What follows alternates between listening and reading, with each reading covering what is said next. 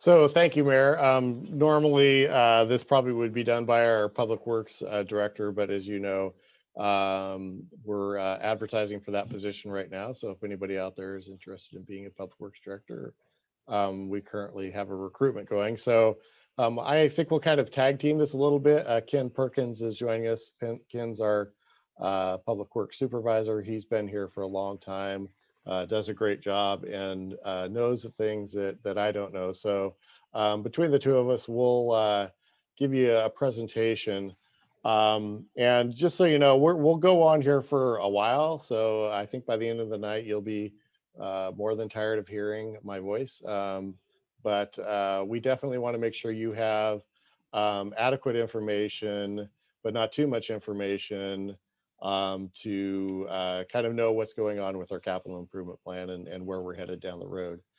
So it was kind of interesting preparing for this because normally we'd all be in a room and we'd have these big, huge 11 by 17 sheets of paper before you with stacks and stacks of stuff that we would be going through. But that's not really practical when you're doing it virtually. So kind of switch things up here a little bit and I'll kind of talk about how we're going to present it.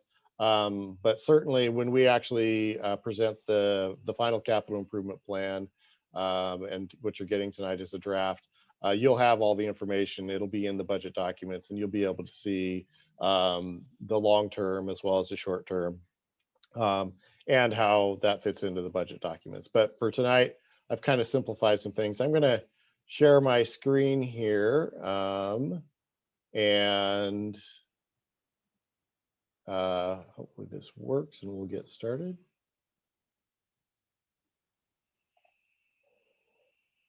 All right, here. So let me do a couple of house cleaning things. All right, can you all see that and see my mouse hopefully too? All right, good. Okay, so just kind of jumping in, this is the draft Independence Capital Improvement Plan. It is certainly not the final. There's still some work that we have to do. Particularly, we need to balance all the different funding sources out that support the projects in the capital improvement plan. And we also need to make sure that we have all of the out years figured out as well. But right now we're concentrating on fiscal year 2022, fiscal year ending 2022, which starts July 1st of 2021 and ends on June 30th of 2022. That is the budget period that we're all working on very diligently here. And you will all be hearing a lot more about here in the upcoming months as we get the budget committee together and do presentations for the budget committee, who will then make a recommendation to council for approval. So just kind of an overview of what we are doing. Oh my goodness, now I messed something up. So hold on, let me see what I've done here. I think I started in the wrong spot. So let me go back to the beginning. There we go. So just kind of an overview of what we are talking about tonight. And just for those who may have not had a chance before, what is a capital improvement plan? It really establishes the priorities and plans for the funding of projects to improve our existing and develop new infrastructure and facilities. So these are the big capital projects that we talk about. They're almost always more than $50,000. There's something that's going to be in place for a long period of time. Usually 5 years is the minimum that you would be looking at, but usually it's 10, 20, 50, 100 years. The plan promotes efficient use of the city's limited financial resources, reduces costs, and assists in the coordination of public and private development. So what we're trying to accomplish with this plan is really take a 5-year look at all the projects that we have coming up and making sure that we're thinking just not about this year or last year, but all the projects that we need to be doing over a 5-year period. And really that 5-year period really comes from our master plans, which are even longer. Those are usually 20-year plans, but we're trying to back into what we can accomplish in a shorter period of time, although we do identify the longer term projects as well, just so we don't lose anything. So it is a 5-year roadmap, which identifies the major expenditures, typically beyond routine annual operating expenses, but we also include some of those as well. It serves as a long-term long-range plan, and we review and revise it annually. The priorities may change in the capital improvement plan as we have funding opportunities that come up. As you know, we chase down grants all the time. And when we have the opportunity to get a grant, we're certainly not going to turn it down because it's not on our capital improvement plan. We'll just change our capital improvement plan and put it on there and get the project done. So, or if we have a project that deteriorates more rapidly than we expected, then sometimes we'll shuffle projects around in that 5-year time frame on the capital improvement plan. The process is really the result of our ongoing infrastructure planning. We spend a lot of time and effort trying to figure out what's going on with our infrastructure. It's critically important that we understand really that entire 20-year timeline of what we need to be doing for projects for capital. And really the core of that comes from the master plans. And so we'll talk about that as we go through this, because we are currently doing 2 master plans. As you know, one is a transportation system plan, which is being funded by ODOT through the Transportation Growth Management Grant. And the other is our sanitary sewer master plan. Our sanitary sewer master plan, you really haven't seen, and that's because just during COVID, we really haven't gone out to get the public input yet. But it's definitely moving along, and we want to make sure that we get great understanding and transparency in that process. So as we are able to have more meetings and do more things, you'll definitely see us bringing that forward and making sure that you know what's going on with the sanitary sewer master plan. What you're seeing tonight is the draft CIP. We review it at city staff, which we've done, and then we present it to council, which is what we're doing tonight. And the projects that that are listed out of tonight are what we're going to be working on to make sure they're in the city budget for the upcoming fiscal year. So your feedback is appreciated, but we definitely want to make sure that you know what is going on in our capital improvement plan. So just, you probably might be wondering, you know, how our capital improvement plan is funded, because that's obviously the other piece. We're not going to go into a lot of the detail of that. That will come more during the budget presentations. But there are a number of different ways that capital projects get funded. So it's not just one thing. Matter of fact, some projects have many different components that go into them. And you'll see some of that tonight as you look at some of the projects that we're talking about. So the financial instruments that are typically used are outside funds. That's of course where we look first: grants, federal money, state money, county funds, donations, or whatever. You know, obviously that's where we're going to try to maximize outside sources so that we don't have to use inside resources to do that. I'll talk about those here in a second. Development fees, those are the system development charges that you hear about. But for growth related projects, system development charges are there in order to make sure that when we have development and growth going on, the developers are making sure that they're paying for the capacity increases to the systems that are there. Utility fund revenues, those are what you would see on your utility bill. Those are broken down by different fund, but those typically pay for capital improvement projects, especially those that are maintenance or related to items that have decayed over time just because of use. General fund revenue, every once in a while we will use general fund revenue, especially on parks projects and those kind of projects. If we don't have enough funds, we will sometimes go out and take debt. And if you notice, it says debt secured by a restricted revenue source. And that's one of the things about debt that we don't talk about a lot, but is really important, is because restricted revenue sources are really the only things that debt providers will take as collateral for the loan that you're going to take. So if we're going to be doing a large sewer project, let's say, and we go out debt in order to do that, which we have here recently with the state, they're not going to look at system development charges or growth related, even though the project may be entirely growth related, because it's uncertain as to how much of that revenue or when you're going to collect that revenue. So they make sure that you have enough restricted revenue sources, which is really utility fund resources that you see on your utility bill, in order to cover the debt that you're taking out. So obviously, we look at that very carefully, as well as do the people who are obligating the debt, to make sure that everything is covered and that it is there. And then general obligation debt. And this really kind of is put in order of preference.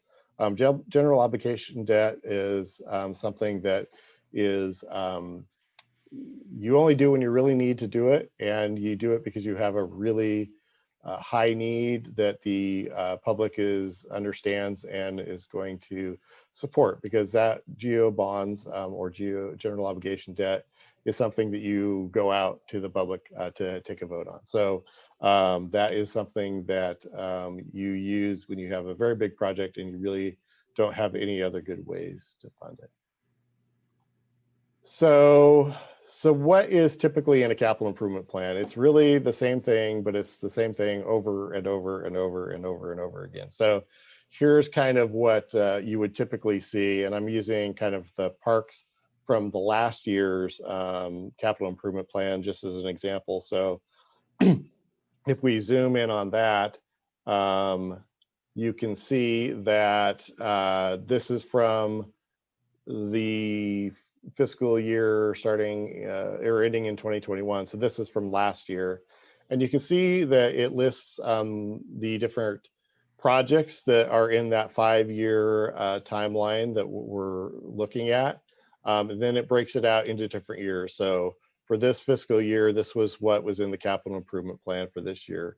For next fiscal year, this is what was planned to be in the fiscal year ending in 2022, and then the out years, as you can see. So really the focus typically is on the current budget year, and that is because you know a lot more about that. You need to make sure that your budget balances. And your out years are sometimes more aspirational on, you know, the amount of money that you're going to have to do things. And I think a good example of that, and kind of why I pull this up, is to show you that is if you take a look at Sunset Park final design, engineering, and actually construction. So this year we budgeted $50,000 to that, and for next fiscal year we had estimated, you know, $600,000 for that. That's a lot of money for the Parks Fund. We don't collect that much money in the Parks Fund year over year. Certainly don't collect $1.1 million in the Parks Fund year over year. So, so what happens is you either go looking for grants, which is exactly what we did. We've been trying to get grants for Sunset Park so far, haven't been successful on that. So what happens is when you get to the next year, and you'll see this when we get to the Parks capital improvement plan projects, you just move that out. That just kind of moves out over the years. Kind of what we're planning on doing with Sunset Park, kind of giving away what I'm going to talk about later, is we're going to just try to do this park slowly over time. That's the way our revenues come in. If we can land a big grant or get some monies sooner than that, obviously we'll move the project up in the schedule and get it finished. But that's kind of what we're looking at. So typically what you'll see is just all the projects over the 5-year period listed. We have some source types, just that's more for our internal use to make sure we know where the different funds are coming from. So the type and then the fund. And then we tie all those numbers out to get our totals for each fiscal year. The second thing you'll see is for each one of these projects, we will then have a separate sheet which kind of details what's in the project. So where did this project come from? Well, it came from the 2015 Parks Open Space and Master Plan. So that's what the project is. It's a highly ranked project, and it talks more in detail about what we're actually trying to accomplish. And then really just gives more detailed information about the project, so that we can track it over year to year. We kind of know what's happening, and there's more information for each project for those who want to dig into either a particular project, or if they just like reading capital improvement plans and want to read through every project.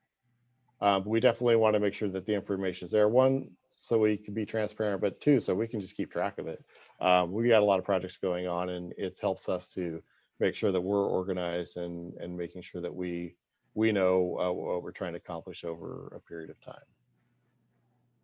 So rather than going into each and every one of those in detail, which I think would be a bit of a challenge, especially if we're talking about projects in out years, I figured it would be a little bit easier to basically just look at the next fiscal year. So what you're going to see tonight are just the fiscal year ending 2022 projects that are draft and that we're putting in our budget. There's a couple reasons for that. One is to simplify the presentation, and the other is because we're getting a new transportation system plan and a new sewer master plan. Those projects over the next 5 and 20 years are going to be changing significantly as we get more information through the master plans about how they, what we need to accomplish. And typically you do your master plans every 10 years. You can do them shorter than that, but if you get longer than 10 years, then typically you're kind of starting to guess at what your capital improvement projects are going to be. And that's not good. And it's also not good because corollary to doing your master plan, and right after you do your master plan, is you do your SDC methodology and fee study, which basically lets you know how you're actually going to pay for the projects that were identified.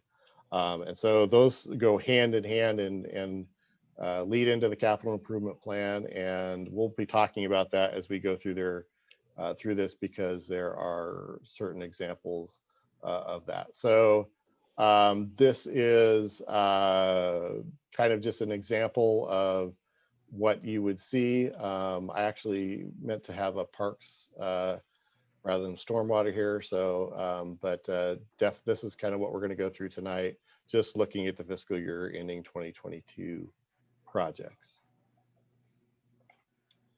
So just that's kind of a quick overview. I can see most of you on my screen, but I have to look over here. So if I'm pretending like I'm looking away, so I'm just looking at a different screen so I can actually see you. I guess I do a better job of looking at my audience than sometimes I think. So we'll start with streets, just jumping right in. So kind of this is just an outline of the city of Independence, and I'm going to kind of walk through this, and as I present them, we'll kind of go back and forth so you can kind of see where some of these projects are located. We tried to provide some pictures so you can kind of understand exactly what projects we're talking about. So these are streets or transportation projects. As I mentioned, once we get the transportation system plan done, we'll have a much more robust list of projects to accomplish. But here are the projects that we're proposing for the next fiscal year. So the first is F Street bridge replacement. As you can see, that is a project that is a high dollar amount, but as most of you probably know, or will be happy to know, most of that project is being funded by a grant from Oregon Department of Transportation. We do have matching funds for that project, but the most of the project is actually going to be paid by ODOT. So this is a project that staff from a number of years ago went after really hard and were successful in getting, and will be a huge benefit to a lot of the things we're seeing in the TSP and some of the things that Councilor Roden and others have brought up about trying to create other connections to help with the intersections that we have at Main Street. So F Street Bridge, just kind of jumping to that project, is it's number 1, so it'll be close to that number 1 on my screen there. There kind of pulls it up. This is an old aerial, but it kind of shows the area. So this is really Inspiration Garden right here in this area. This is the old lumber plant, and this is Ash Creek that runs in between the two. you can see F Street Bridge right here in this location. And the project is really to essentially replace that bridge. Kind of zoom in at there a little bit more and just kind of let you see the kind of the extents of what the project is going to be. You can see here is the bridge proper, and the rails between it. But there's also needs to be asphalt that goes back and forth in transition areas on either side. There's sidewalks on both sides of the bridge, as well as bike and access as well. So a major improvement to this area. There's some stormwater facilities over here as well, but you can see, I'll just kind of toggle back and forth, kind of where that bridge sits relative to where the old bridge site is. Currently, they're in design on this project, and they are expecting to bid it June, July of this year. So definitely we'll be ready to do that. We'll also be taking a look at the bidding environment, making sure that that is the smart thing to do. But definitely making progress on this project. It's actually closer to a $2 million project, but $300,000 of that was spent this last year for design services. Just kind of a couple of pictures. Here's a picture looking east. Weight limit of 7 tons. We're worried about Independence Bridge being 25. I think this is 7. This bridge is really in poor shape. Obviously, there's no pedestrian connections there. And if you take a look from underneath, you can see it's a timber bridge that just, quite frankly, needs to be replaced. I'll note in the background here, you'll see this is actually a water line. We'll talk about that water line here. I mentioned at the beginning that sometimes these projects have multiple funding sources. This is one of those projects that does. Not only is it getting money from ODOT, the city has matching funds for part of the street, as well as we're going to use some water and storm monies as well in order to provide our matching funds for this project. Let's see. So jumping back out, Main Street reconstruction project. So this is another transportation project, and it's about $525,000 for the street stuff. Roadways have gotten very, very, very expensive to operate and maintain. And one of the things that we'll be coming back to council to talk about is maintenance and operations of our roadways in the future. But we're using the monies that we have collected through the state gas tax, as well as other funding sources to get this project done. This project has a tremendous amount of volume on it. So that's why it gets rated really high in the construction paving index calculations that we do. And so it's something that we have pretty much been designing for a while.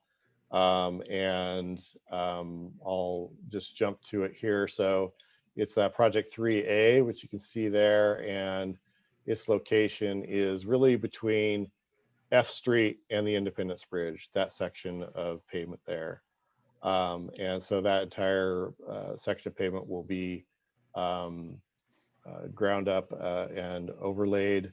Ken's here, and Ken can comment a little bit more if he wants, but certainly this is a project that we're looking at doing. I'll show you a couple of pictures here just real quick. This is looking from F Street south, and you can see the transition from the pavement that was done with the prior project and the pavement and the condition that it's kind of in that area right now. There's another picture. So Ken, do you have anything to add to that? Yeah, I'd like to say also that along that roadway, I mean, we've got many, many potholes. I'm sure some of you are aware, but we try to take care of them, but it's just never ending. Along with the pavement, we plan on doing some curb stuff and some new street entrances that really need some attention. And along with that, there'll be some storm work as well. All right, so that's that next project. Ken, do you want to talk about the sweeper? I'll let you lead out, and then I'll just follow. So, okay. I don't know how many of you are aware, but we've got an older sweeper. I want to say it's about a 2006. They're very expensive, but we are getting to the point of maintenance that it's time to do a purchase of a sweeper. We have tried to Band-Aid it many times, depending on the year and what's wrong with it. I believe 2 years ago, we spent $50,000 in maintenance, but we weren't quite there for a purchase. So we decided to hold off for another year after doing some major repairs, and we did. Those repair numbers have gone down, but there's a breaking point of when you need to do a replacement, and it is definitely time. The sweeper that we are looking at is a newer style sweeper with one engine versus a two engine that we have. And it's a very, very expensive piece of machinery, but we are sweeping 2 days a week, Monday and Thursdays, and that might eventually go to 3 days a week with the growth that we're seeing. And then this is also split through another account, which will come up here in a little bit. So that funding is half funding out of streets. Yeah, so Ken very much wants to replace this logo with the City of Independence logo. We've looked at options to lease, and those don't make any sense. Essentially, you end up paying a lot more to lease a sweeper or come up with other solutions. So I know our finance director has looked at this carefully along with Public Works, and we believe that purchasing our own sweeper that's actually going to do the job that we need is a much better way of going about it, doing it. They are very expensive, surprisingly. That money that you saw there is only half of the sweeper. The remainder of the monies is in the storm fund. So when we get to that, you'll see that allocation there as well. All right, so jumping back, we're on item number 7. This is the Gun Club and Hoffman safety improvements. And these are just the matching funds. So you see the project here is just $100,000, but the overall project is much higher than that. That's just the money that the City of Independence needs to allocate to that project. You'll notice that F Street Bridge, again, we're not paying 1.7 million for it, but the difference is this is a reimbursable. So we have to show the money going out of our account, and then there will be a corresponding grant funding line coming in for that on the Hoffman, or for the Gun Club and Hoffman project. The money's going through the county, so really we only have money going out for our matching funds related to that project. I'll show you a few images here, but I think Ken can probably explain this project better than I can. So go ahead, Ken. So this is a joint project with Polk County, Monmouth, and the City of Independence. And it's more so for safe routes to school and whatnot. I know that Polk County was originally trying to get a traffic light there. That was shot down, so that's not happening. But we look at doing where it's a much safer process, especially along the west side of Gun Club, and then also the south side of Hoffman Road. So it'll be a much safer pedestrian route. It'll be curb and gutter and storm work, that type of thing, realigning the crosswalk and just making it a much safer route. Yeah, so sorry I didn't label this, but this is Hoffman Road here. This is Gun Club coming south off of Hoffman, and then you see 16th over here where the schools are. So, Councilor Core, I think you're trying to wave in. Yeah, is it okay to ask questions? Of course. I know the Safe Routes to School issue has been an ongoing one, trying to get the grant money. Now that there's an apartment complex going in on Hoffman Road, up the street in Monmouth, I think that's going to make that stoplight issue even more important. Is there any effort to look at that going forward? You know, we talked about that with the county just the other day, and you know they're still pretty frustrated that the signal got pulled out, and so I don't know that we have an official plan of attack yet, but certainly it's something that we're continuing to look at. We were told when that wasn't supported in the Safe Routes to School, that it scored well, and we should come back to the same program for that. So chances are that we'll be looking either to that same pot of money or something else to get that done. One more question, and maybe Ken can answer this. Going back to the sweeper, on the truck, it said echo infused. I can't find any definition of echo infused. Do you know what that means? I don't, but I'll get it back. Yeah, I apologize. No, it's cool, thank you. So, and here's just a couple of pictures. That's the intersection of Glen Club and Hoffman. You can see things aren't great there. You've got the ditch, and there is a path there, but not the best path in the world. And then just here's another picture coming down Gun Club. You can see there's nothing over here on the west side, as Ken mentioned, except for a ditch. Tom, can you go back to that previous picture? So what we're looking for is something like this east side of Hoffman, where it's much more separation, curb, all that stuff, sidewalk, you know, and it'll be lifted and whatnot. So it'll definitely be a lot safer. I have a question on that. Is Pacific Power going to pay for any of the damaged paths that they created on that? I believe it's Pacific Power who runs that power station right there. Is that right? Or is that Monmouth Power? It's Bonneville and Pacific Power. Yeah. So when they were putting their heavy machinery in there, they went and drove across the path and broke a lot of the sidewalks. I walk that path almost daily. Are they going to be responsible for any of those fees? That will all get torn out. Yeah, I mean, it's a county's project, so we'd have to ask them that. But since it is, I think what Ken's trying to say is it's all getting removed and replaced, and all this is getting reconfigured anyway. So probably wouldn't, they probably won't be going back to ask Pacific Power for that. So. Okay.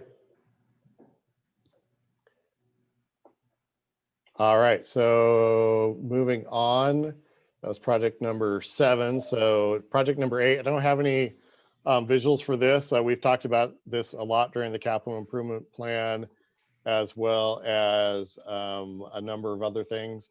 $50,000 obviously is not the project cost. The project cost is probably closer to $9 or $10 million. But we need to get started somewhere. And so this money would really be to start looking at some refinements of alignments and starting to look at some of the wetland issues we have out there, trying to kind of determine where we might want to be crossing Ash Creek. Certainly we're getting a good amount of information out of the transportation system plan, which is assisting in that, but we need to continue to move this forward.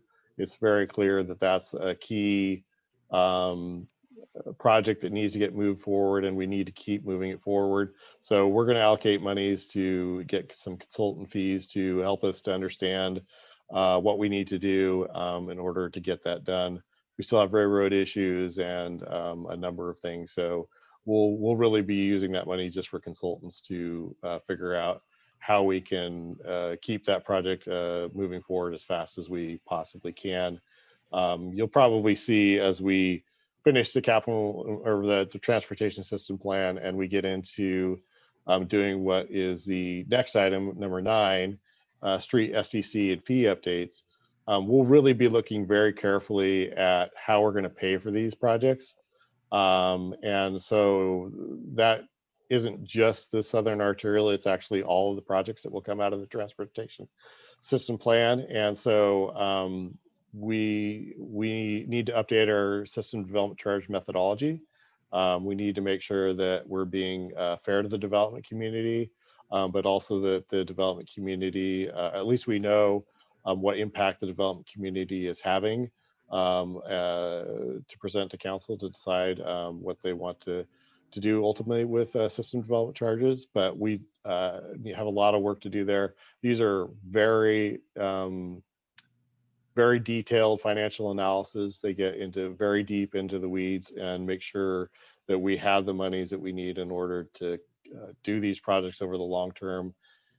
A lot of this also is fee updates. I mentioned at the beginning that we have issues with our streets. We have some issues with our sidewalks, and we have other things. And so we also need to look at potential fee updates or other ways to fund our transportation system and make sure that we're looking to the long term, and make sure that we don't end up in a situation where we have failing infrastructure and extraordinarily high costs. We would rather spread that over time and make sure that we are being fair throughout the entire project. So that's project number 9 is $75,000. Typically, just a regular STC methodology fee would be about 50, but given the complexities that we have with everything, we bumped that up to 75,000 to make sure that we have the money to cover those particular projects. So. Can I jump in with a quick question, likely for Ken? You mentioned, and we're going to go way back to the sweeper. I apologize. Okay. So it was mentioned, I believe, that our current sweeper is a 2006. So are we looking at a likely lifespan of about 15 years? Yeah, and is Glory in on this meeting, Tom?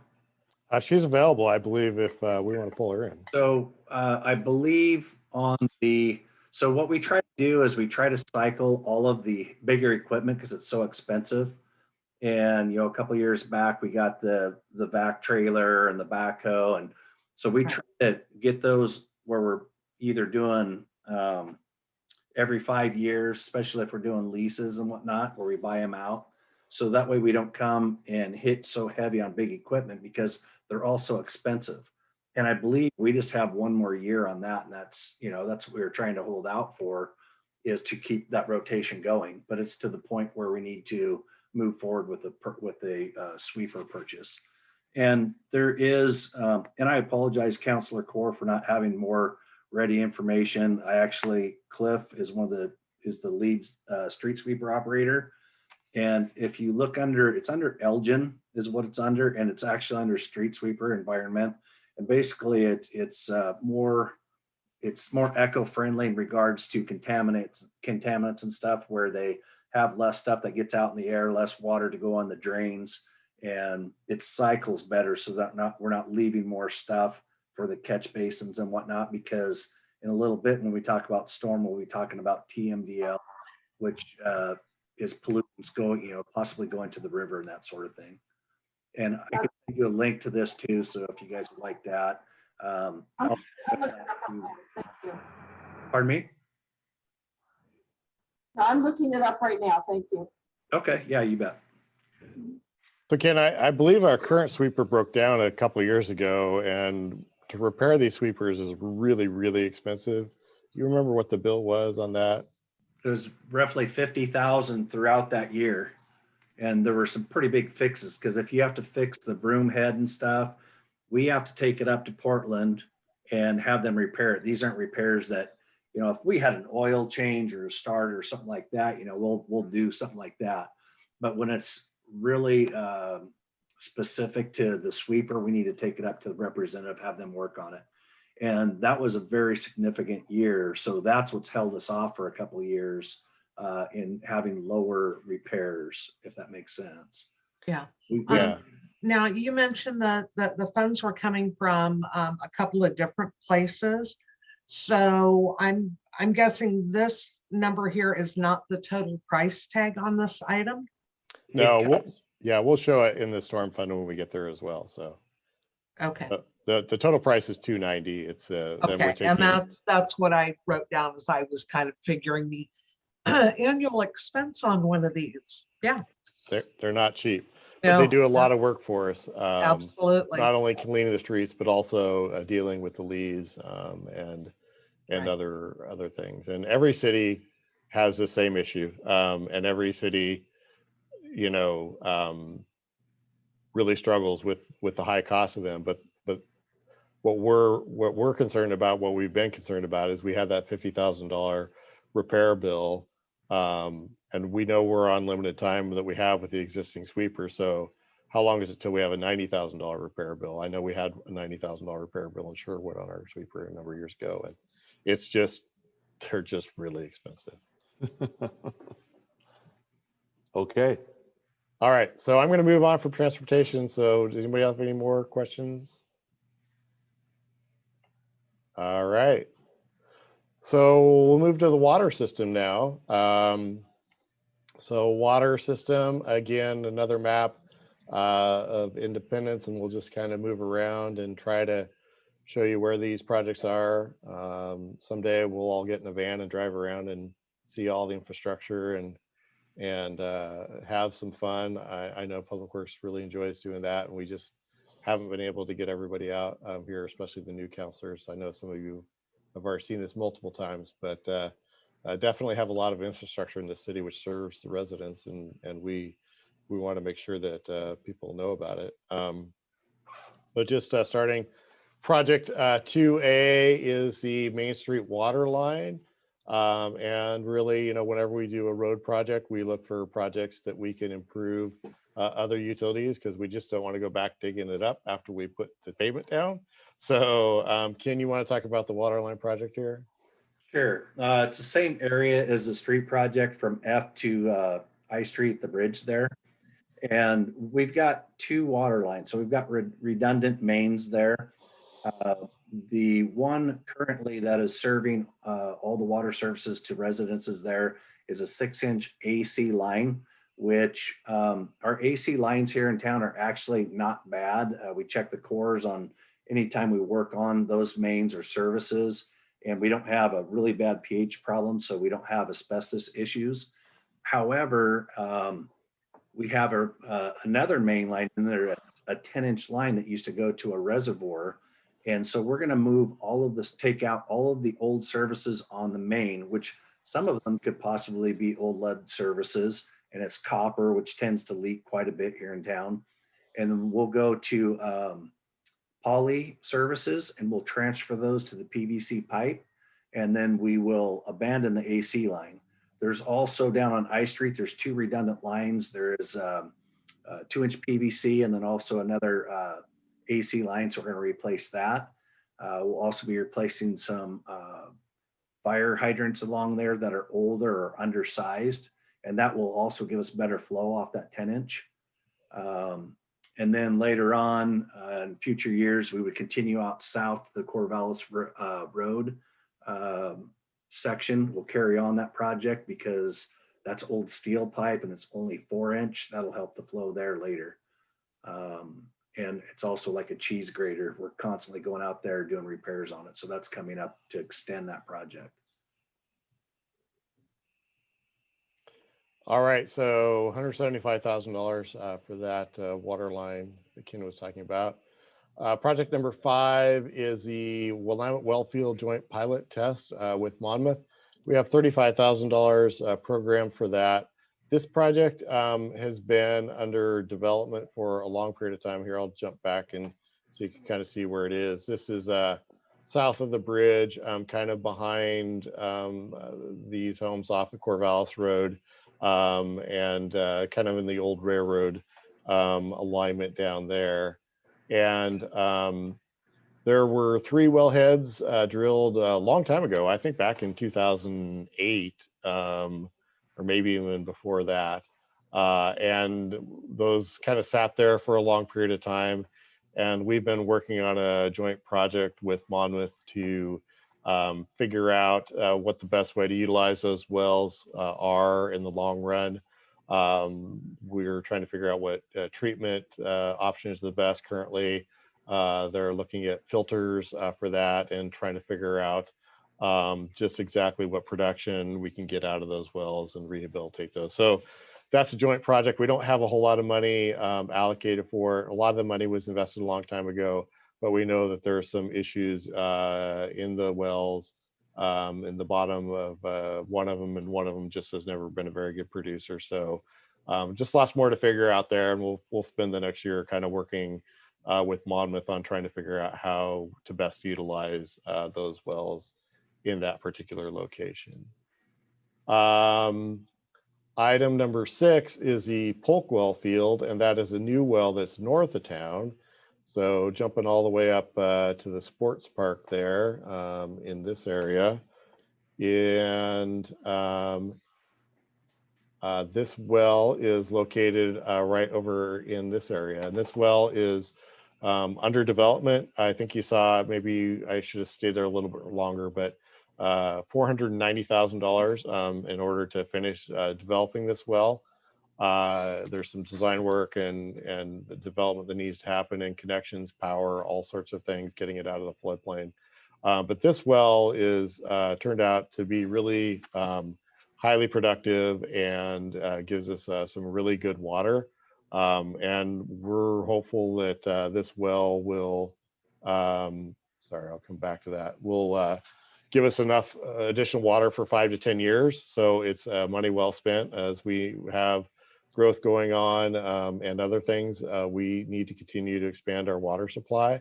And this well right here should do that. So here's a picture of the wellhead pointed back towards the apartments, and is something that we're going to get great value for, as that gives us a fairly good intermediate solution while we figure out the south well field or other options to provide water for the city. So this project has been under development for kind of the last couple of years with test wells and other things, and we've had some great partners, and so far that's gone well.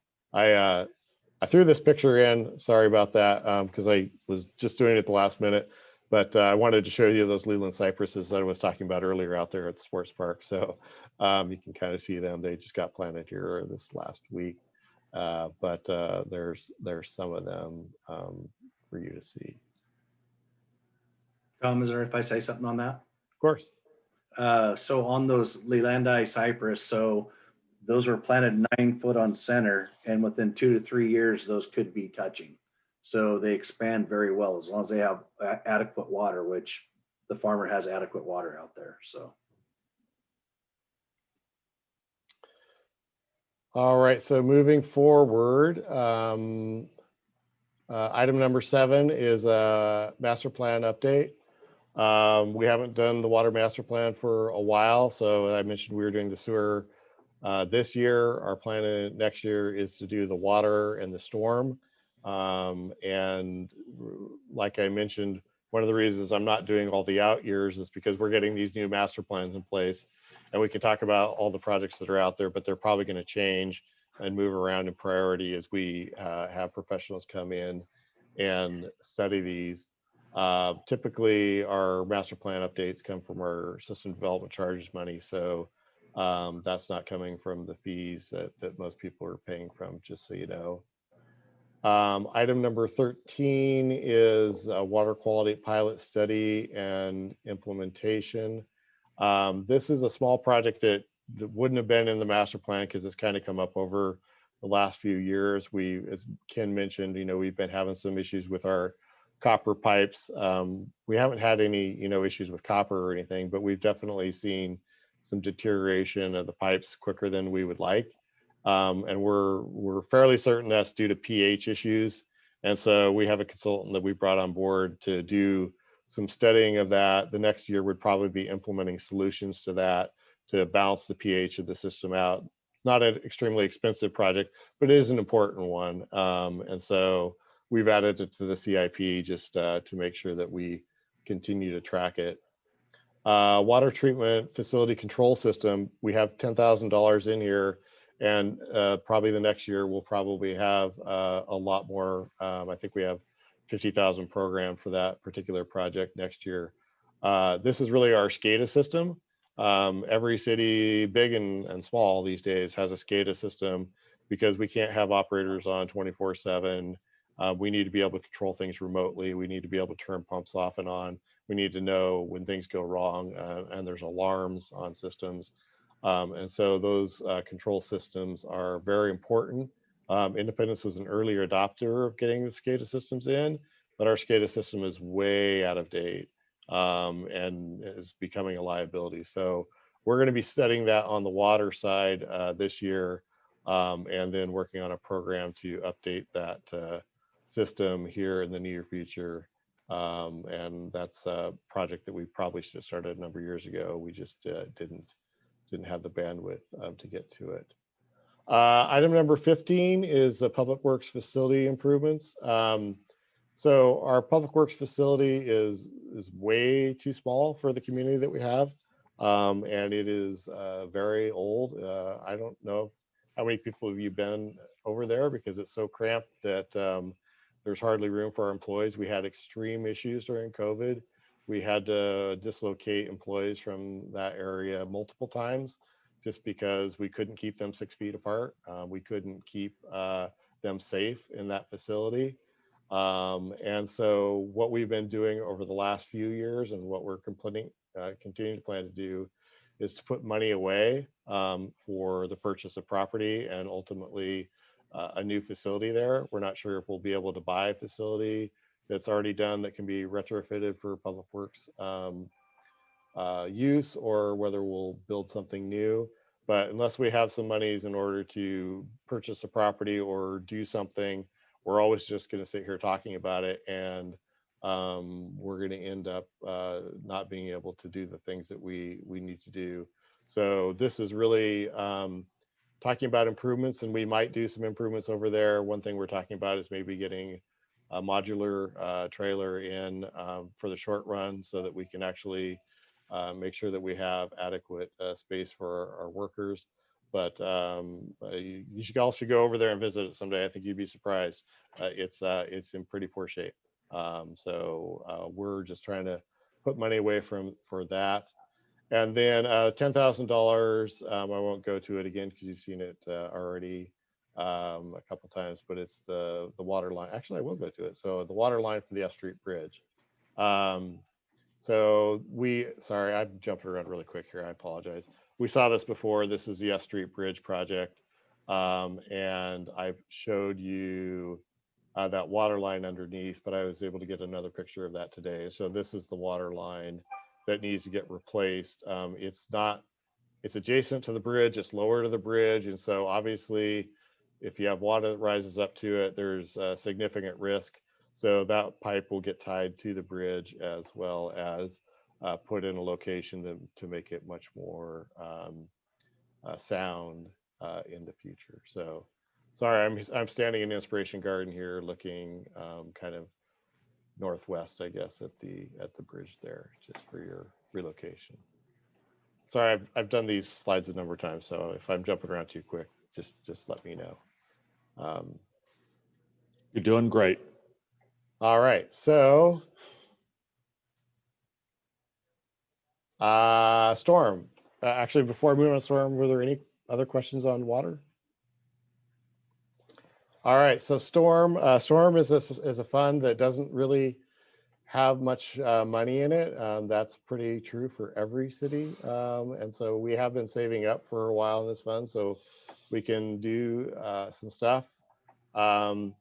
You probably saw it there when I was looking at the water, but the F Street Bridge replacement project, as I mentioned, had multiple sources. There's a large pipe that comes out here. That's actually not what needs to be improved on the project, but because we're adding asphalt and we're adding surface area, we need to provide water quality for that, as well as we have some storm connections along the F Street Bridge that need to get tied in and worked out. So that is the storm contribution to that project. Storm system annual operations and maintenance. Ken, you want to talk about what you guys do there on the storm system? Sure. So with this money, there's several different things we can actually use it for. Sometimes it could be going back and doing some ditch cleaning on some of our bigger swales that we have throughout town, but more so this money is used in areas that we don't have any storm implemented. When we started charging a storm fee, we literally got phone calls at least once a week saying, hey, I want a catch basin out front of my house because I'm paying this fee. So we started looking at all the different areas throughout town that don't have storm or that need storm updating. And then we would go in and we'd put a line in or upgrade the line or broken line, and we'd use that for that type.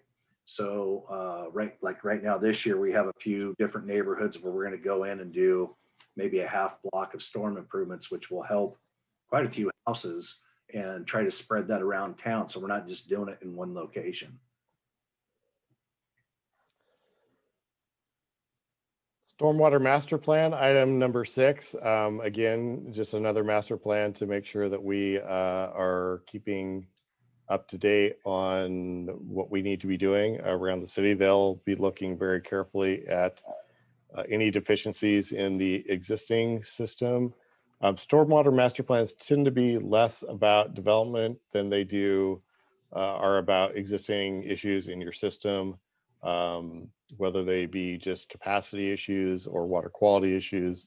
But also, there's some environmental issues that you need to be really looking at when you're looking at stormwater issues. And Ken talked about TMDL, and he'll talk about it here again in a minute, but we really need to make sure that we're meeting the state and federal requirements. And so it's a different kind of master plan, but it also is very important that we look to do that. Item number 8, it's back. There it is again.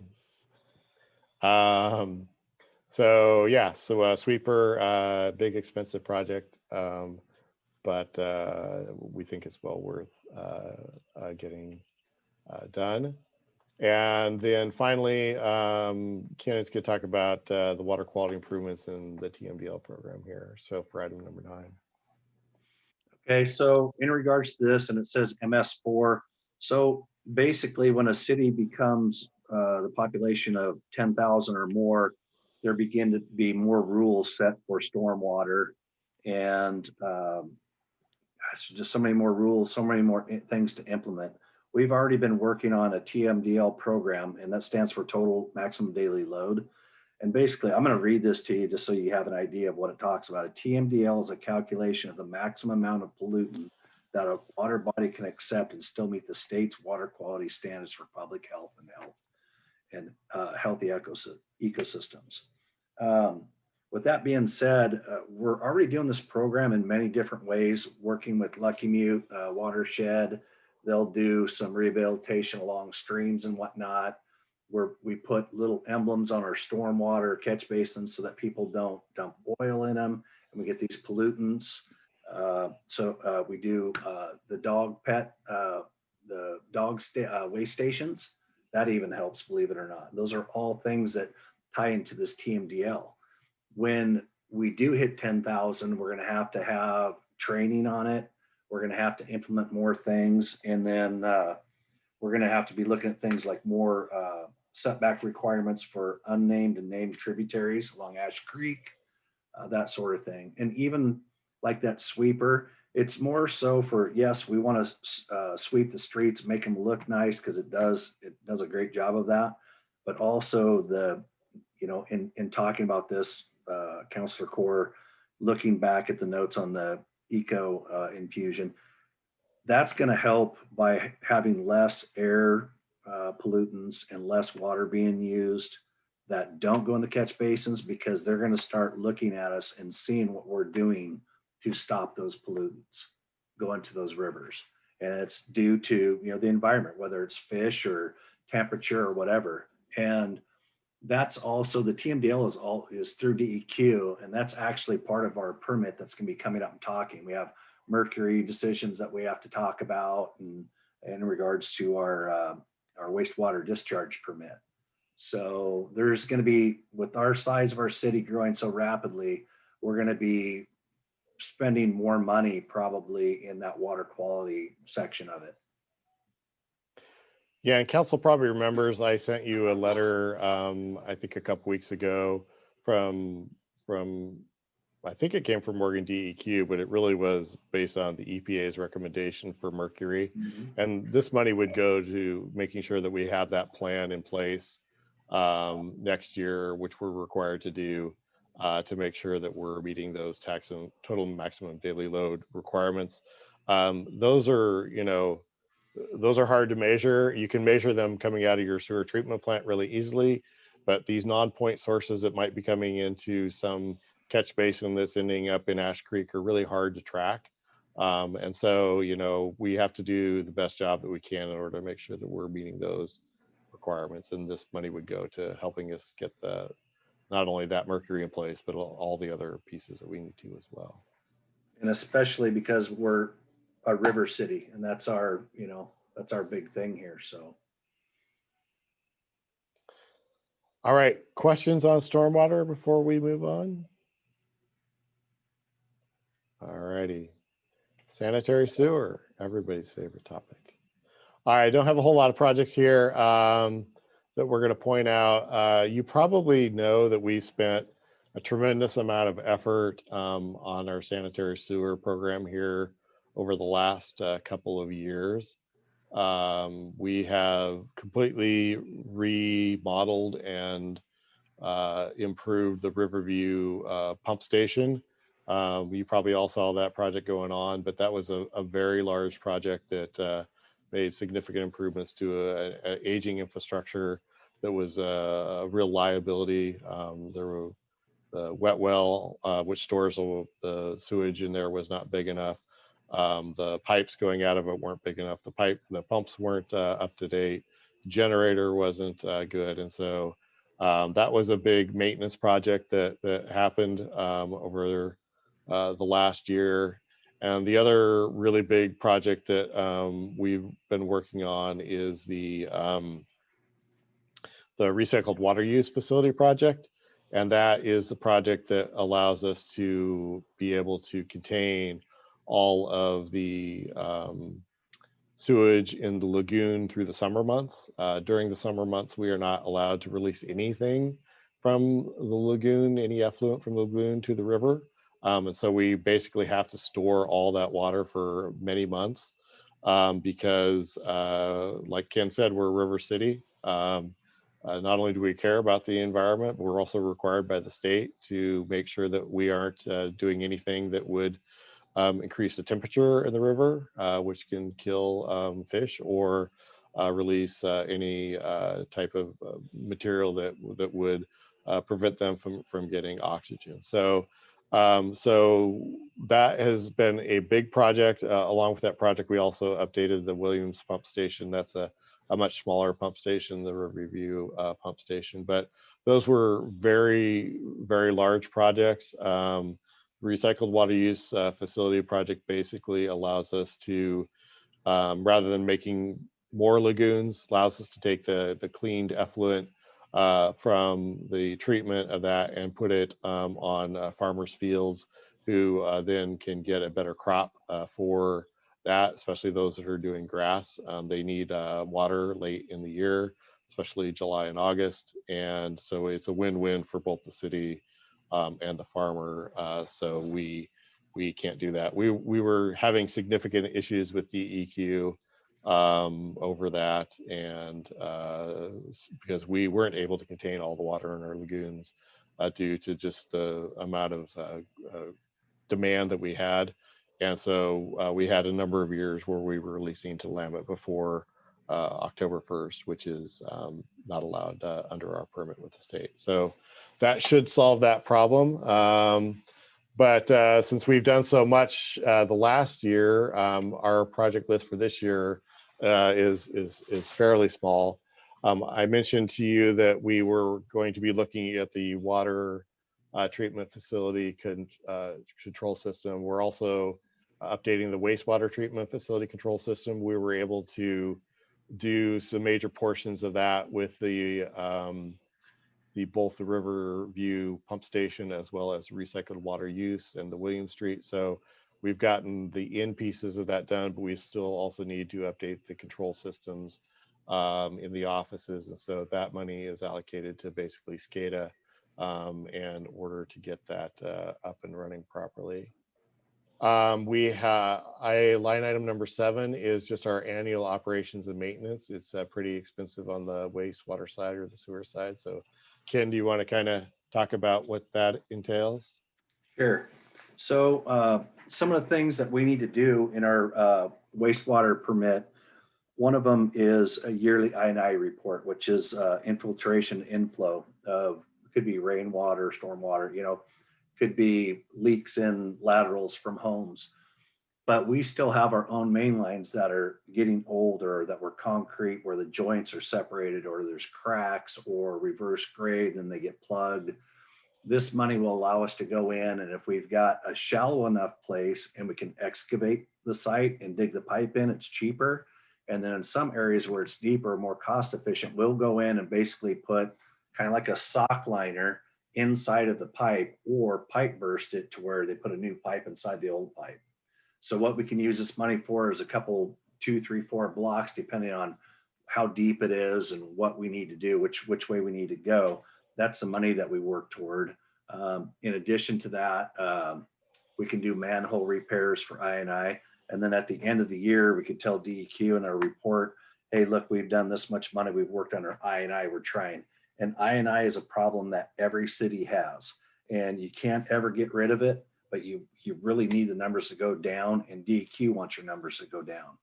And the other thing that this helps in doing these types of maintenance things, you know, like the liners and whatnot, with helping that I&I getting less of it, you're putting less in your lagoons for your storage. And our storage is already over capacity, basically. That's why we're doing the spray effluent project. So with that being said, if we cut back on I&I, that helps us a little bit in our lagoon containment. And like I said, you'll never get it, but you could be at 700,000-800,000 gallons a day of influent at our sewer lagoons. And in the winter, on rainy season stuff, we could be at 3 million. So that kind of tells you, what happens with I&I. And it's a constant battle. It really is.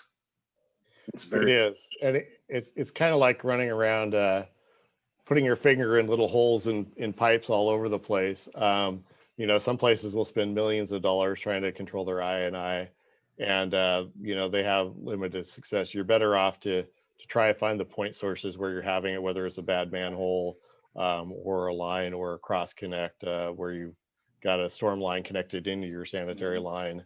And deal with it that way. But it is fairly expensive and time consuming. So that's why you see a fair amount of money going into that. We also have just lines that break and services and all sorts of other stuff that happens throughout the year as well. Item number 12 is updating the SDC rate and fees. I've kind of talked about this before, but this is the tag on project to your master plan. You do your master plan first, you identify all the projects, and then you go back and figure out how you fairly distribute that cost for the growth related projects through your system development charges, and then what you need to pay in fees to do that. Last time we did that was back in 2017. We've referred to that report a number of times. That was done by Steve Donovan. He did an excellent job on both our water and wastewater. But you really need to redo those every 5 years. Because it's very important that you have those right, because ultimately, you don't want to have large increases that we come back to council and say, hey, we need you to raise people's rates. Last time I checked, that's not a popular thing for councilors to be talking about. So we try to really stay in front of these things, and we do these projects so that doesn't happen. So it's money well spent. Treatment plant facilities plan. I'm going to actually jump there to that location just real quick. That's project number 16, and it's kind of in the north end of town, or the middle of town actually. But this is really our lagoons. So in all their glory, this is where everything ends up. You'll probably notice that it's certainly not at the lowest location in Independence, and that's because everything in Independence ends up in some sort of pump station that actually pumps it up to the lagoon so it can be treated. It's the same in Monmouth. We're a river city. We're right on the river. Everything's super flat here, so you can't just have everything work by gravity. So not only do we have a lot of pump systems that we have to deal with, but we also have this 4-bay lagoon system that we are using. Earlier, we mentioned that we worked on a really large project for flows that are over capacity, and so that we were releasing early in the year to the Willamette River. But we're also having issues with trying to treat the amount of material that is getting to our facility. So we are struggling, and not surprisingly so, according to our consultants, to keep within inside our permit levels for removal of what's called biological oxygen demand. And it's basically all the stuff that's in our sewage water that you need to take out before you release it to the river and the effluent and treat it. That's primarily through a bacteriological process. It just breaks that down. But you need to have it in there for a certain amount of time for that to work. And so really your only options are to go bigger with your facility plan, or to upgrade it in order to make it work more efficiently. And so I think we already know what the answer is, but we need to do some studies and figure that out. But we're probably looking at some sort of a system where we are going to put in aeration, which is just basically putting water into the lagoons, or air, excuse me, air. It has plenty of water. Putting air into it, so which makes the bacteria more active and breaks things down quicker, so that basically you don't have to expand your facility. I mean, really, once you get to the point where you're behind the curve, your only choices are it's a bigger lagoons, or build a full-on sewage treatment plant.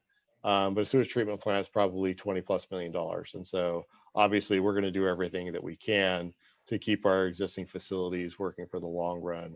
And that's what we need to study to make sure that we aren't continuing to trip up against the DEQ limits that are in our permit, which aren't going to get any easier. So that is what that $75,000 is to come up with that facility plan to figure out how we can add air and get that plant running more efficiently. We also, this is an item that we primarily identified during the winter storms, is we don't have enough generators for our sewer lift stations.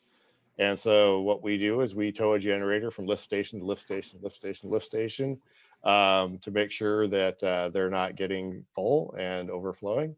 So we're going to start working on a program to put permanent generators in at those sites, because that was a real problem when we were going on. And then item number 18 is a corollary item to the water. That is to make sure that we have adequate reserves in order to expand the public works facility and make some temporary improvements along the way. So that's wastewater. I see everybody's yawning. I guess everybody's not a civil engineer like me and just loves this stuff. I should say a recovering civil engineer. I do have a question. Yes, go ahead. No. You mentioned the bill that you mentioned, legislative bill. How would that really upset the way we collect SDCs? Would it compromise some of the money that we have in this capital improvement plan that is coming in from SDCs to fund things? You know, traditionally we've seen in the past the bills that come through would have really significant financial impacts. This particular bill would probably have some impacts, but the problem is they're trying to change the timing of when you collect system development charges. From right now, we collect those at the building occupancy, or not occupancy. We collect it when somebody pulls a building permit. And that's a perfect time for us to collect it, because if we actually need to go out and make an improvement, then we have the money to go out and do that. And, you know, we're kind of challenged because we have to make the improvement quicker than they could build a house if you want it online by the time that the house is in place. It's also really important for the city because we already have those tracking processes in place. And it's critical that we do it in an organized way. And SDCs are really complicated, and I don't want to get into it too much, but there's two components to an SDC. One is for improvement projects that you're going to do. The other is for projects that you've already got done. And that growth is now using that capacity in the system. And so, you know, sometimes we'll have a loan out on a project and we need to get repaid. And if they drag that out until, in some cases they're proposing to drag that out until actually the closing day of the sale of the property on single family residential houses. Well, we're going to have to track that. We're going to have to figure that. Some are going to get missed. I mean, because the title company might, not see it. We don't really have an effective process to put a lien on the property at that point. It'll be extraordinarily costly, time consuming, and be completely out of sync with when we actually need to collect the monies in order to do these projects in an orderly manner. Okay, I definitely get that. It would be like the city financing all of the projects that need to be done, and maybe you're maybe not getting paid on time, if at all. Yeah. Got it. Yep. Thank you. I did have a question, and I don't know if this is for Tom or Ken. I've had several people ask me about if the Willamette River in our area is safe to swim in, safe for pets, and safe for fishing and eating the fish. Can you give me an answer to that? Well, it depends on how good of a swimmer you are. Kidding. Wading, Yeah. Well, you really need to be careful because the currents in that section of river can be dangerous. But as far as water quality, the Willamette River is really, really very clean river. And a lot of that is because of the efforts that we go to and other cities go to under what are called our MS4 permits, which are permits which were required. So when we release effluent out of our sewer treatment plant, that stuff is really clean, and it is really well treated. It's also, been treated with chlorine as well. So, the only time you'll see issues are when there's something goes wrong and you're releasing a lot of material that isn't as treated as you would like to be, and you'll see notices go up immediately from cities when that happens. Most of the time, this happens in large storm events where nobody's going to be swimming in the river anyway. I saw that in even just this winter in some cities where there was just a release of material from their sewer treatment plant, and they need to report that and make sure that it's safe for people. I'm going to pull you guys back over here so I can actually look at you. So does that answer your question? One more, the fish. The fish? Can they eat the fish? I had somebody that actually threw away his fish because he had heard that it wasn't safe to eat fish from the river. So I was just curious. Can I jump in, Tom? Yeah, please do. First, I want to go back in regards to the treatment. So when we do treat the water and we do chlorinate it, we also dechlorinate that as well. So it's not chlorinated water going out. That is dechlorinated. So in regards to fish, it's kind of depends on your type of fish. Like salmon aren't just living there, year round and all that stuff.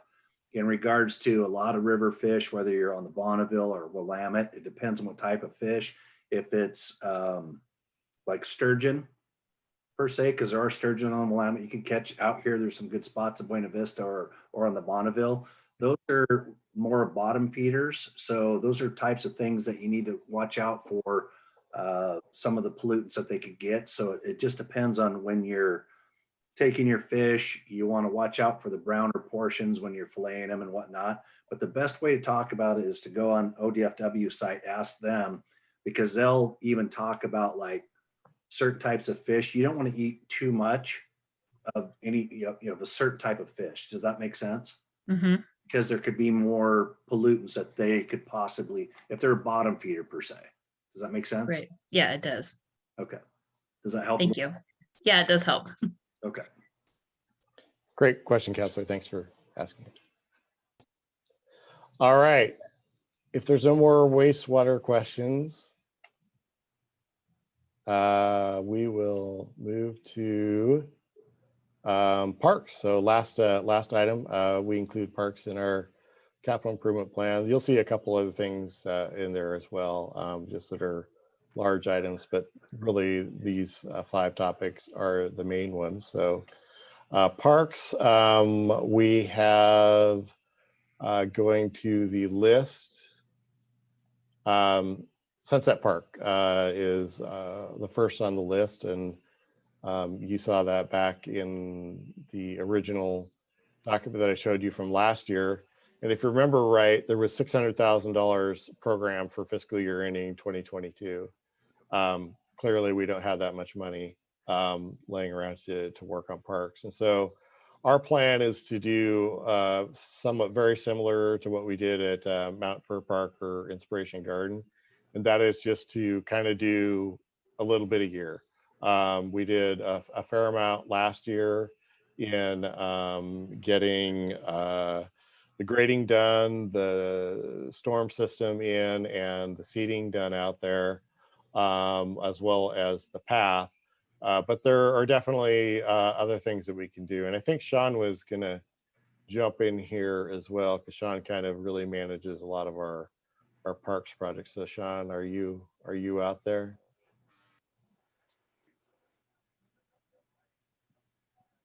Jason will bring him in. If not, I'll cover it the best I can. So item number 1 is Sunset Park. Yeah, here I am. Sorry. Okay, good. So Sunset Park, here I'll go back, is located, kind of in the south quadrant of our town. It's a very linear park that goes between Chestnut and Maple Street. And, this was really just a grass field until recently. And so put in the path, did the grading here, put in some storm facilities.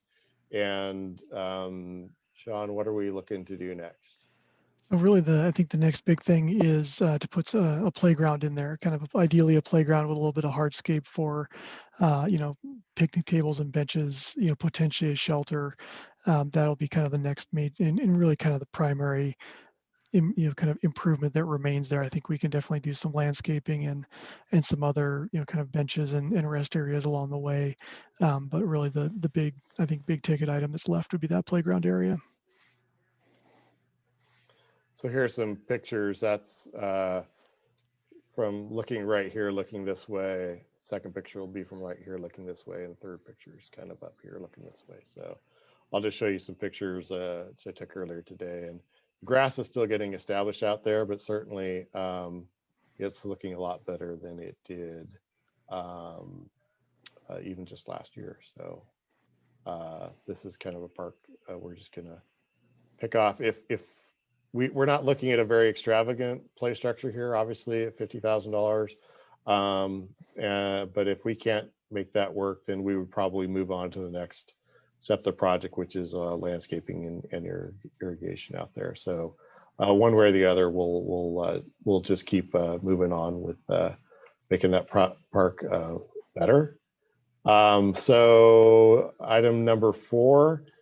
Independent sports field. This item actually came from the priority setting meeting that we had with council. It was clear that baseball fields and sports fields and other things are a priority to getting going. So we kind of talked to people, and we think that 40,000 probably at the most would get us some really good consultant services to go out and take a look at what are the possibilities, what type of fields could we put out there, and what would make sense. So this is at the sports park north of town. And so what we're really proposing to do is to say, okay, well, here's our existing soccer fields.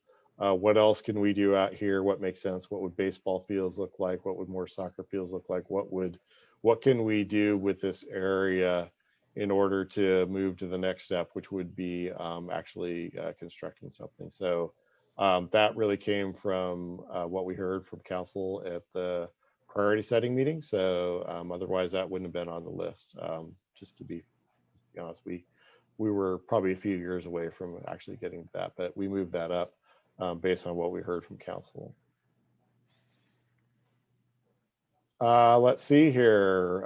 Riverview Park Master Plan Amphitheater, river frontage, engineering design, $20,000. So Sean, you kind of want to talk a little bit about what we're doing at Riverview Park? Yeah, so I mean, obviously we've been investing pretty heavily up and down the riverfront with the park system there. And the amphitheater is kind of the keystone.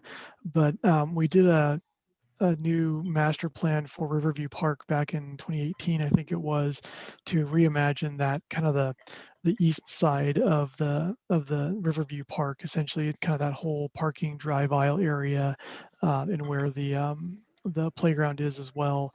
Because really that parking area in particular was designed when, and built when there was a boat ramp there. It was built for boat ramp park or boat trailer parking, and that's not necessary anymore with the relocation of the boat ramp. So the new design idea is to connect the trail from the southern portion down there at Independence Landing Park up to the northern, kind of continuation of the Willamette River Trail up there, and really to try to do it in a way that doesn't force you to walk down the drive aisle or through the parking lot of the, dodging vehicles. So it need to keep you kind of in the green space, separated from vehicles, create better proximity to the river, create high quality paddlers access, because a lot more people are using the park to access the river.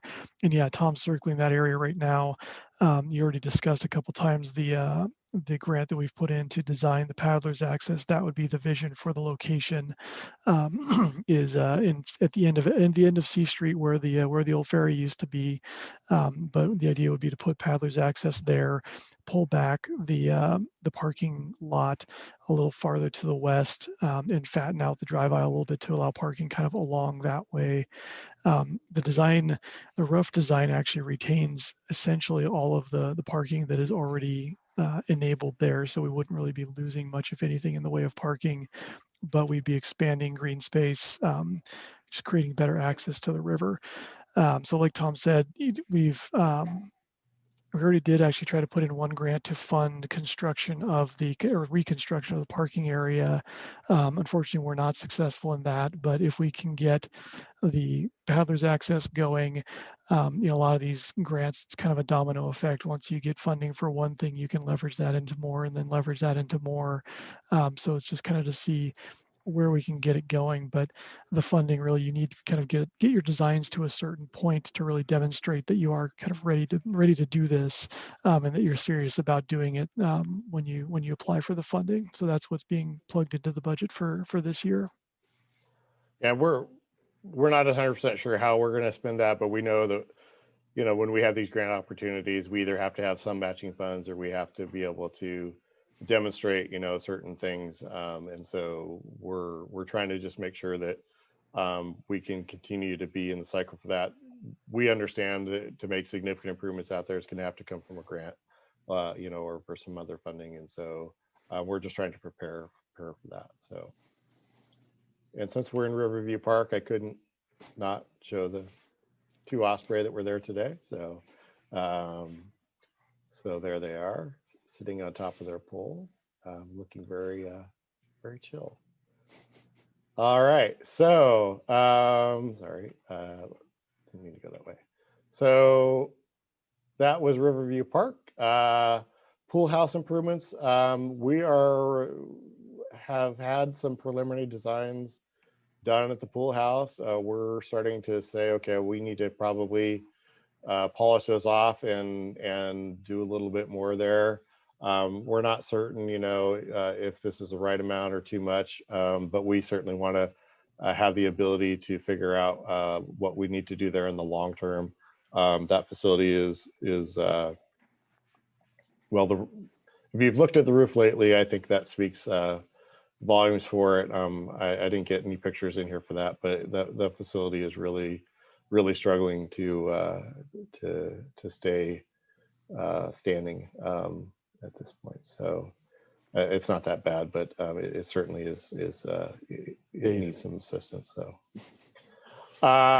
Mount Fur Park Inspiration Garden, Ken can probably talk about this. As I mentioned, what we're trying to do on Sunset Park is just do a little bit each year.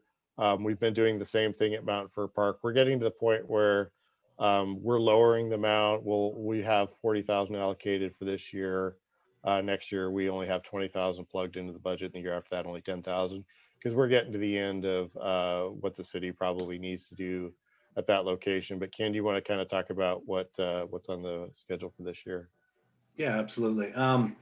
So as Tom said, the path work we did over a few years, it's actually finished now. I don't know if any of you have been out there to see it, but it's great. They're doing a great job out there in the garden. It's actually beautiful out there.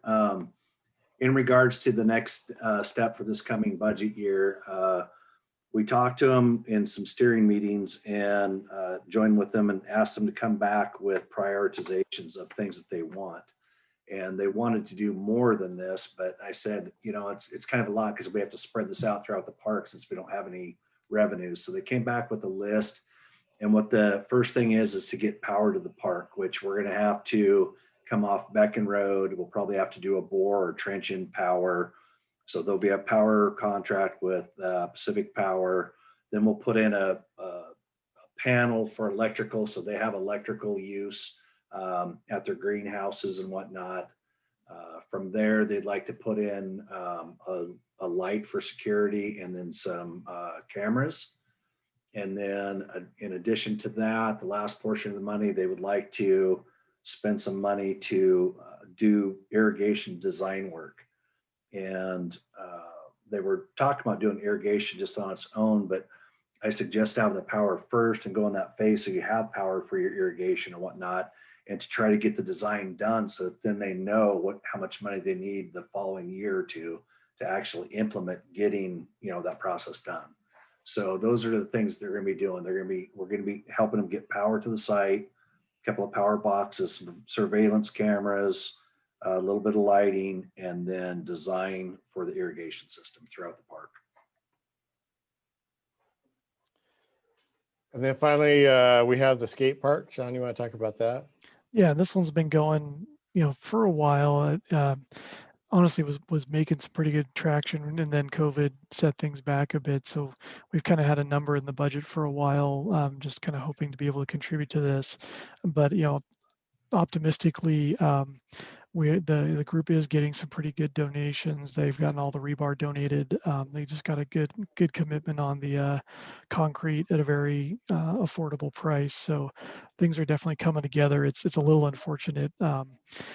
They've got enough now that Monmouth is budgeting some money as well, and in a normal year would be able to put in for a pretty sizable grant that might actually be able to do this project.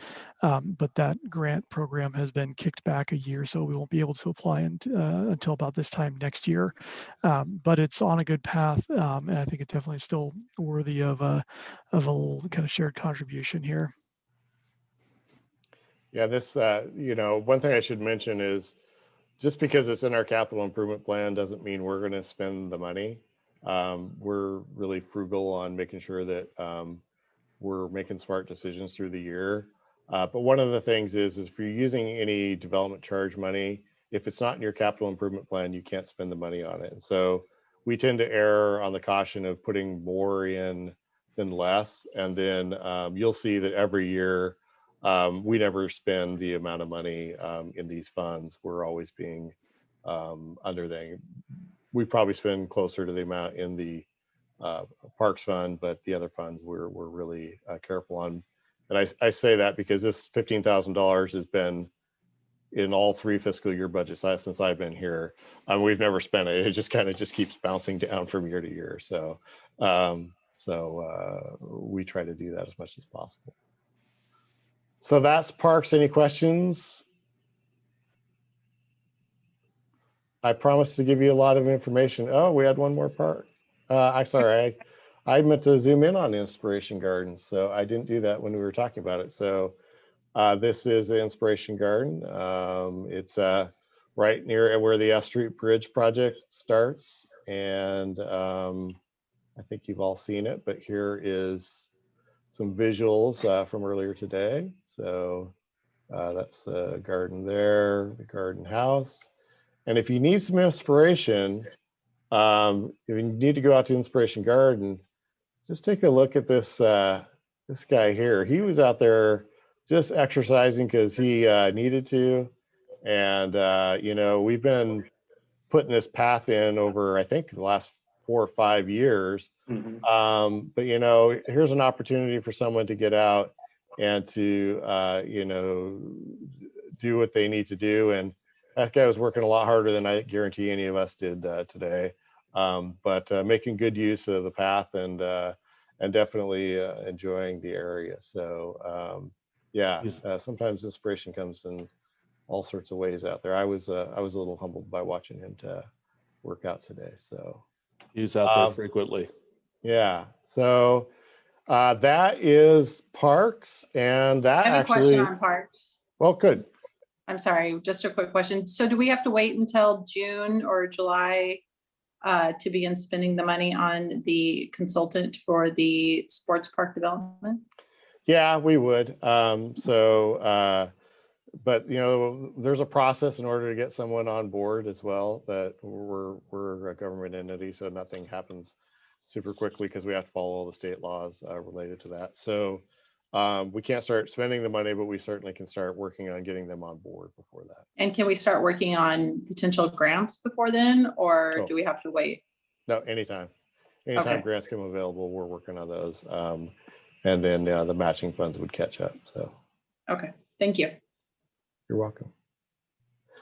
All right, so that was probably a lot more than you're used to and maybe more than you wanted. I'll let you guys give me some feedback on capital improvement plans, but it's really important to us that you guys have a really good understanding of what the projects are, because ultimately, as we go the next step and really look at how you fund these projects, it's important that council has a good understanding of why we put system development charges in place the way that we do. Why do we put fees in place the way we do?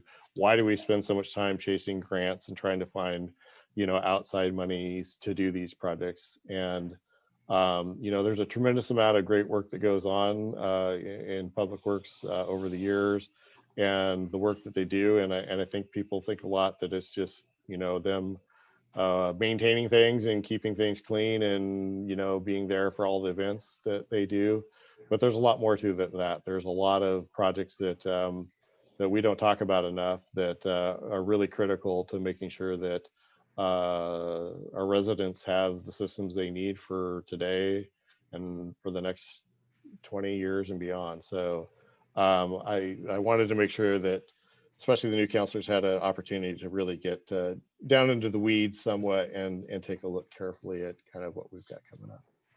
So council members, if you have additional comments to make, Tom, I'm sure he'll be glad to take those in the next several days, and reminding that we'll all see this as part of the budget when it comes in front of us. There'll be a whole capital improvement section where we get to read. Sound good? Thank you, Tom.